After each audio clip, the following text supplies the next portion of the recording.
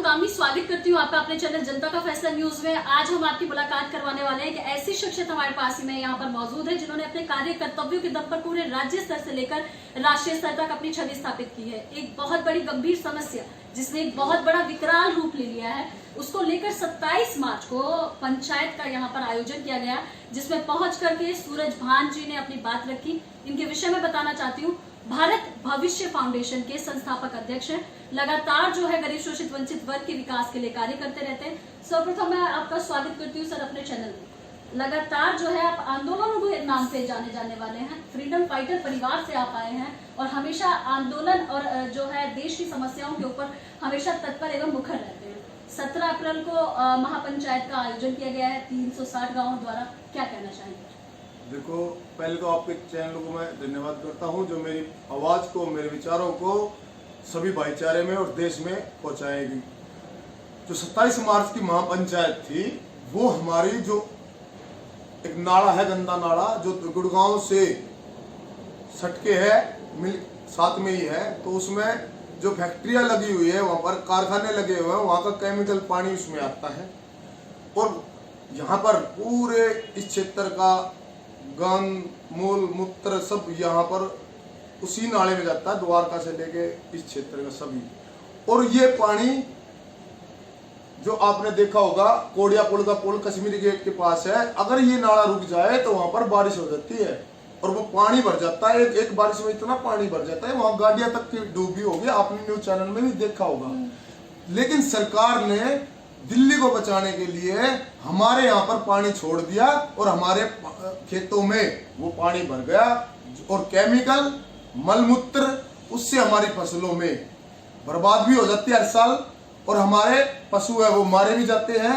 उन फसलों में इतना कमजोरी और इतनी बीमारी बढ़ जाती है कि जब गोभी वगैरह और जैसे गेहूं वगैरह जो भी हम बोते हैं यहाँ पर, जो भी सब्जियां, तो उनमें वो बीमारी बढ़ के और घरों तक पहुंच जाती है। घरों में जाके वो कैंसर का रूप ले लेती है और वो फिर 35-35 साल के बच्चों में कैंसर से मौत होती जा रही है, रुकने का नाम नहीं ले रही है। और यहाँ पर महिलाओं के अंदर जो रसोली बनती है, उनके वो बीमारियां भी बढ़ती जा रही है। तो मैं चाहता हूं कि ये जो पंचायत हुई है, महापंचायत हुई है, बहुत ही अच्छी पंचायत हुई है जिसने सच्चाई का रास्ता, क्योंकि इस नाले के लिए महेंद्र यादव, सुमेश शौकीन को हटाया गया था और गुलाब सिंह को लाया गया था एमएलए मटियाला विधानसभा में कि ये कुछ करके दिखाएगा, तो लोगों का विश्वास टूट गया था। लेकिन अब 7 साल से लोगों का विश्वास और टूट गया है, उनके अंदर अब विश्वास नाम की चीज रही नहीं है नेताओं के।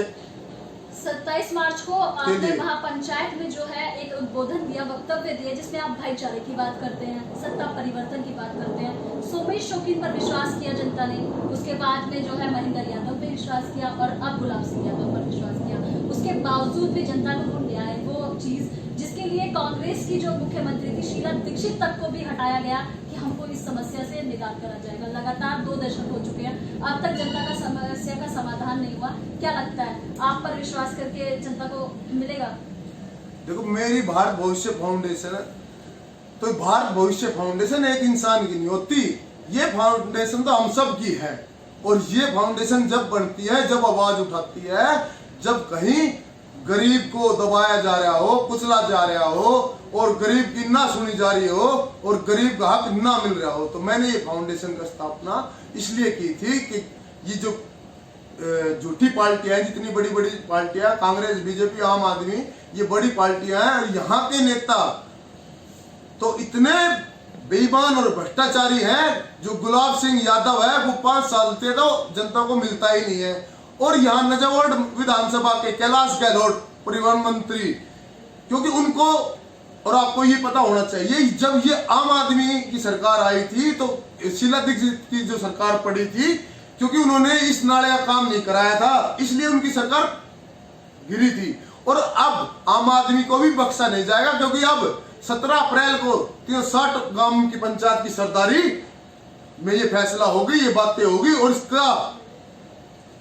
इस बात को बड़े पैमाने पे चलाया जाएगा। और क्योंकि ये हमारे भारी भारी दिल्ली की बातें हैं, क्योंकि यहाँ पर जो मौतें हो रही है 32 साल 35 साल के बच्चों को कैंसर से, मैं खुद ऑल इंडिया सफदरजंग हॉस्पिटल में, एम्स वगैरह में अपॉइंटमेंट मैंने कोई दोस्तों से कह के वहां पर दिलाए हैं। आपने अब तक क्या किया? भारत भविष्य फाउंडेशन चलाते हैं, सैकड़ों हजारों युवा उसमें जुड़े हुए हैं, आपने इस समस्या पर क्या क्या कार्य किया अब तक? देखो, मैंने परिवार नेचुरलिटी को बचाने के लिए हमेशा इस भारत भविष्य फाउंडेशन में हमेशा तत्पर रहा हूँ। नेचुरलिटी जमीनों को भी यहाँ पर जो बड़े पैमाने पे जो 2006 में बंद हो गई थी, उन जमीनों को भी एसडीएम, पीडब्ल्यूडी, एमसीडी और यहाँ के एमएलए जो 30 लाख रुपए लेते हैं किले का, तो अगर 5 किलो का 1.5 करोड़ के घर में पहुंच गए तो उसने क्या जरूरत है गरीबों की सुनने की।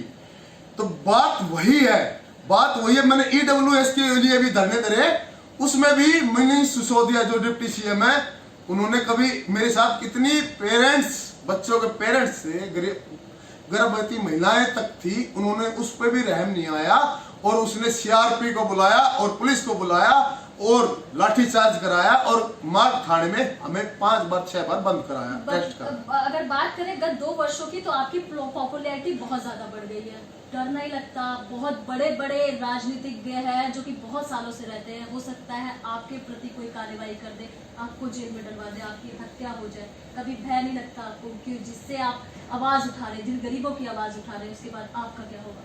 देखो, जेल भी गए हुए हैं आप।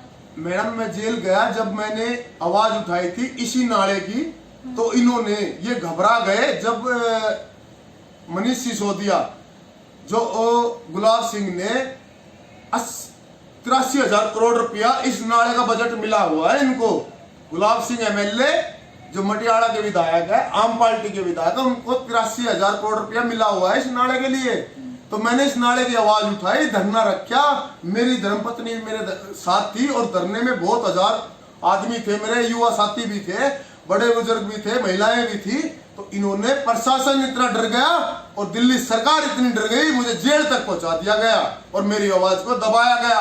लेकिन जेल से आने के बाद मैंने अपनी आवाज फिर से उठाई, तो इन्होंने नाला जो नजफगढ़ से और यहाँ तक घोड़ा डेरी तक जा रहा है, इसको उठा दिया लोगों को बेवकूफ बनाने के लिए। लेकिन पहलवान बेवकूफ नहीं है, पहलवान ने 30 साल तक पानी भरा रहता है, एक बारिश आते ही नजफगढ़ और यहाँ पर कितने एक्सीडेंट होते हैं, रोड टूट जाते हैं, कितनी गाड़ी फंस जाती है, हम धक्के मार मार के निकलवाते हैं। तो भाई, सबकी जिंदगी अमूल्य है। भारत भविष्य फाउंडेशन ने एक बहुत बड़ा कार्य किया। 27 मार्च को 34 गांव इकट्ठे हुए, उसमें अपनी सहभागिता निभाई। 17 अप्रैल को उससे भी बड़ा उग्र आंदोलन होने वाला है, महापंचायत 360 गांवों की उसमें भागीदारी होगी। उसके बावजूद भी अगर जो है केंद्र सरकार या राज्य सरकार या दिल्ली के मुख्यमंत्री केजरीवाल आपकी बातों को नहीं सुनते और फिर से आप लोगों को अनदेखा करते हैं, तो फिर क्या आगामी योजना है, किस प्रकार से? देखो, जब भी कभी कोई सच्चाई की रास्ते पे चला है ना, जैसे किसान आंदोलन लेकर है ना सच्चाई का, तो हम ये किसान हैं, हम एक साधारण से इंसान हैं, और हम जब सोच लेंगे और ठान लेंगे और 360 की सरदारी, उसके आगे तो सरकार और दिल्ली सरकार तो कुछ भी नहीं है। ये एमएलए, ये जो भ्रष्टाचारी एमएलए है गुलाब सिंह और कैलाश गहलोत, क्योंकि इनका गुरु ही इतना झूठा है, जिसने कहा था मैं इलेक्शन नहीं लड़ूंगा, जिसने कहा मैं अपने बच्चों की कसम खाता हूं मैं गाड़ी भी नहीं लूंगा, मैं अपने बच्चों की कसम खाता हूं कि मैं कभी सिक्योरिटी भी नहीं लूंगा, और फिर मैं सीएम ने फिर कसम खाई कि मैं अपने बच्चों की कसम खाता हूं मैं कभी फ्लैट भी नहीं लूंगा, लेकिन उसने सब कुछ ले लिया। तो इतना बड़ा भ्रष्टाचारी गुरु हो ना, तो उसके शिष्य आप भी सोच सकते हैं और जनता भी सोच सकती है कितने भ्रष्टाचारी 83,000 करोड़ को गबन कर गया, वो माल कमा रहा है और यहाँ पर अनऑथराइज कॉलोनियां कटवा रहा है, कितने हिस्से कितनी चीजें हैं। देखो, ये जो सरदारी आई है ना, मैं इस सरदारी को 360 की गांवों की सरदारी को पूरे युवाओं के साथ तन मन बल से पूरा सहयोग करूंगा, चाहे इसमें मेरी जान भी चली जाए, और मुझे कभी डर नहीं लगता। निडर आदमी को कभी डर नहीं लगता। जो सच्चा है, मुझे लोभ लालच ना है, जिसने मोह छोड़ दिया, उसने संसार को छोड़ दिया, उसने जीवन को छोड़ दिया, उसने अपने घर को छोड़ दिया, अपने परिवार को छोड़ दिया, तो डरना किस बात से है? इन भ्रष्टाचारी सरकारों से किस लिए डरना? मौत तो एक महबूबा है, वो एक दिन आएगी। हमारे जो हीरो है भगत सिंह, जिसने देश को आजादी के लिए फांसी का फंदा चूमते चूमते गले में डाल लिया था, तो पहलवान सच्चाई और जनता का अधिकार बिना भ्रष्टाचार के सरकारों को दिलाने के लिए फांसी का फंदे 100 डाल के रहेगा। व्यक्ति को कुचल कर वो विचारों को नहीं मार सकते। वो व्यक्ति को मुझे कुचल तो सकते हैं, पर मेरे विचारों को कैसे मारेंगे? मेरी एक मौत के बाद जो मेरे जैसे लाखों खड़े होंगे ना, तो उन सरकारों को, उन नेताओं को उनसे हिसाब देना पड़ेगा।